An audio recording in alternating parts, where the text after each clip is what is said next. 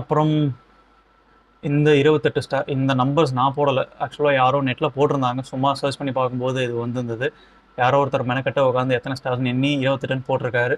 So அந்த 28 obviously நம்ம இந்தியாவில் இருக்கிற 28 ஸ்டேட்ஸை தான் ரெப்ரசன்ட் பண்ணுது. வேறு எதுவுமே இல்லை, அப்படி தான் நான் நினைக்கிறேன். பட் ஆனால் இதுக்கு ஒரு ஓப்பனான ரீசன் அவங்க பார்ட்டி சைட்லேருந்து சொல்லிட்டாங்களான்னு தெரியல. எல்லாருமே இதான் சொல்லியிருக்கிறாங்க, 28 ஸ்டேட்ஸை தான் ரெப்ரசன்ட் பண்ணுது அப்படின்னு சொல்லி. ஆனால் இந்த green colour and blue colour எதுக்கு அப்படின்னு சொல்லி தெரியல.